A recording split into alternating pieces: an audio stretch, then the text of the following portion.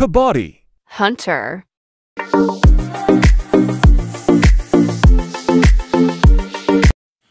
So ayun mga idol, shoutout sa inyong lahat. So ang content natin ngayon ay gagawa tayo ng spring na DIY. So yan idol, ito yung yung binutasan kong bakal. So ayan, makikita nyo, dalawa. Ayan, isa dyan, at saka isa din sa taas yung palihis. Medyo mataas yung isa. So ninagyan ko si idol ng spring para itutulak siya yan, para tumaas-taas, para nakadiin. So excuse me po. So itong content na to, babahagi ko lang sa inyo para nang sa ganun matuto kayo gumawa ng spring. So ayan, meron siya spring para ipa-press niya pa ilalim, tutulak niya pababa. So ang style yan mga idol, pag isinuot mo yung stainless, habang iniikot mo, ipupus mo rin yung yan, yung rod na yan para humaba siya ng humaba yung i-roll natin. So yan, kailangan nyo lang yung stainless na yan. Ayan, kailangan natin ng wire, yung pinanglilinya sa wire. May matigas mga idol yan sa gitna. Ayan, yan ang kukunin natin. Pero hindi pa ako idol nakabili ng ng mga wire na stainless. Pinabibili sa bayan. Yan, may butas yan sa ayan, biniyakan ko sa gilid. Ayan, susuot natin dyan. Pag naisuot dyan, ayan, nakasuot dyan, saka natin i-roll yun. Ayan, papasok ko. Ayan, matigas yung spring, kaya maganda kasi matigas para naipapress din na mabuti. Yan yung na yan, naka letter B yan.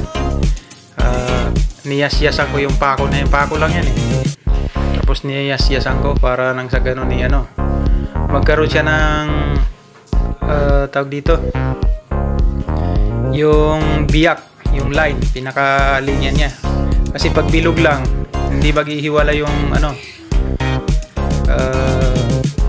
tawag dito, yung wire.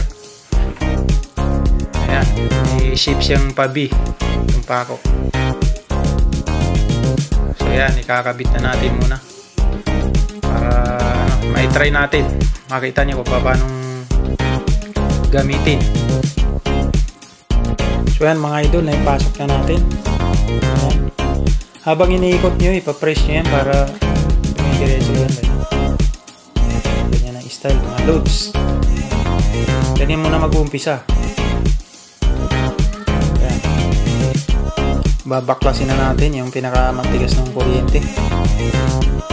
Pinang wiring sa bahay yan, may matigas.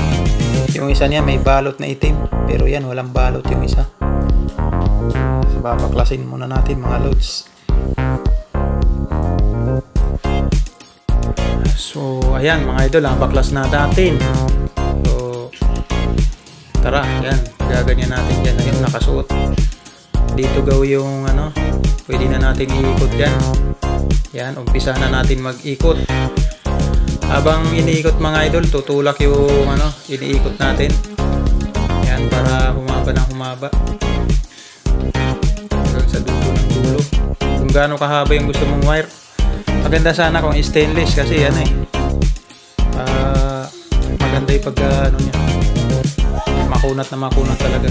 So, kami nabibili nga sa hardware niyan, yung mga gawain ng spring, yung makukunat talaga. So try lang naman natin yan.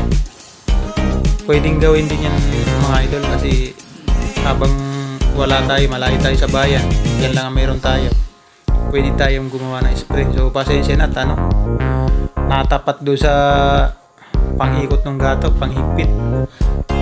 Pero makikita nyo, ayan, tinutulak ko.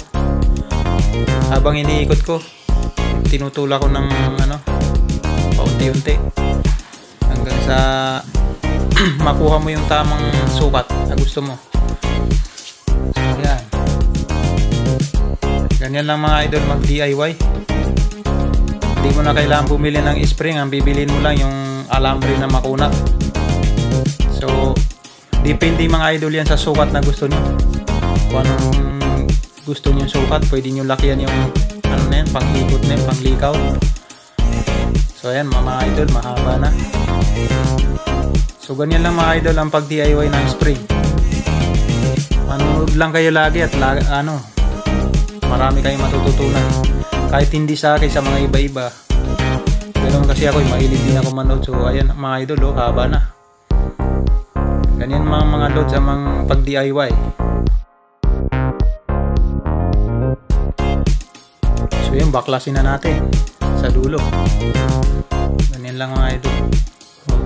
Ikas na. Saka mo bunutin. So may spring na kayo mga loads. Ganun lang kadali ang pag DIY ng spring. Puputas lang kayo ng bakal, i-fit nyo, okay na. So yun mga idol, susot ko yan, ipapress natin yan, matigas. Ayan o, pang-hammer siya talaga. So yun mga idol, papuputulan natin yan.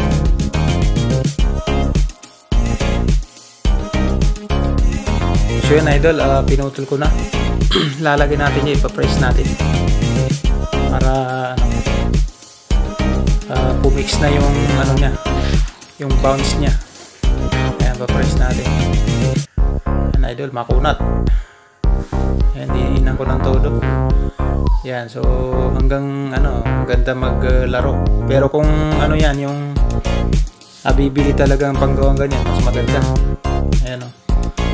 So pwede na yan mga idol, pang airgun. So kayang-kaya nyo nang gumawa. Ayan o, ayos na ayos.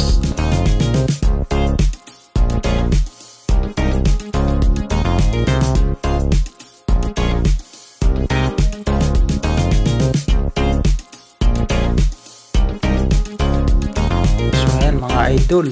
So ito yung mga dati kong ginawa, mga maliliit na spring, stainless yan, kaya napakaganda maglaro. So kung malapit lang tayo sa bilihan ng sa pangisda, may mga stainless yun. Ayan, ginawa ko, napakaganda sa laruan ng bata. So spring na yan.